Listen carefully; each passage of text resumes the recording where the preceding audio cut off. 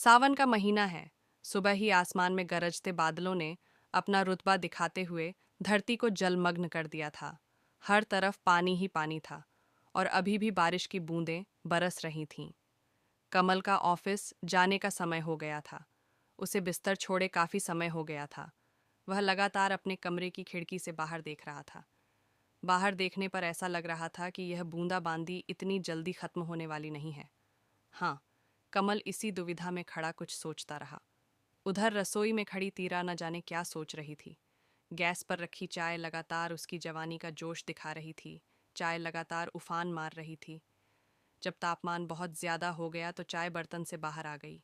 बाहर आती चाय की आवाज से किरण का ध्यान टूटा। उसने बिखरी हुई चाय को साफ किया और बची हुई चाय को कप में डालकर कमरे में खिड़की के सामने खड़े कमल के सामने रख दी और बिना कुछ कहे कमल की ओर देखने लगी। कमल ने एक बार इधर उधर देखा और बिना कोई प्रतिक्रिया किए चाय उठा ली और चाय पीने लगा। तारा रात को सोई नहीं थी। ज्यादा रोने के कारण उसकी आंखों के नीचे काले घेरे पड़ गए थे। उसने कोई खास मेकअप भी नहीं किया था, इसीलिए आज वह बहुत बेजान लग रही थी। तारा उसी खिड़की के पास खड़ी थी। कमल ने अपनी चाय खत्म की और बाथरूम चला गया। फिर थोड़ी देर बाद नहाया, जल्दी से तैयार हुआ, अपनी कार निकला और ऑफिस चला गया। आज सब कुछ हमेशा की तरह सामान्य नहीं था। मैं गाड़ी चलाते हुए सोचता हुआ जा रहा था। हर दिन कैसे तारा उसे लंच बॉक्स देते हुए चूमती थी, कैसे उसे दरवाजे तक छोड़ती थी, और आज न तो लंच बॉक्स था और न ही तारा की किश। कमल गाल और होंठ घुमाता हुआ सोच रहा था।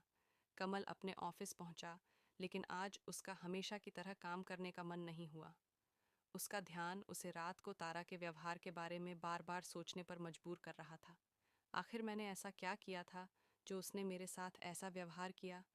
अरे, अभी तो नैना से बात हुई है। इसमें कुछ गलत नहीं है। वो मुसीबत में है, मुझसे मदद मांग रही है। मैं उसका दोस्त हूँ, तो अगर मैं उसकी मदद नहीं करूँगा तो कौन करेगा? और तो और, वह मेरे कहने पर ही इस शहर में आई है। अब तारा को इससे कोई दिक्कत नहीं होनी चाहिए।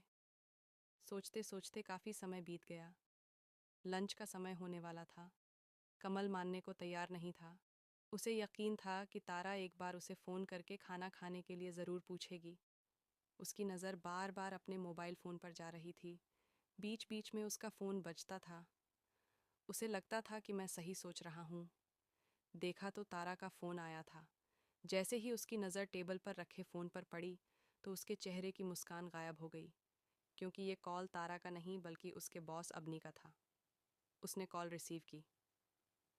हेलो हेलो मैम, उधर से आवाज़ आई। कमल, क्या तुम अब फ्री हो? कमल ने झट से कहा, हाँ माँ, बताओ, मैं फ्री हो जाऊँगा।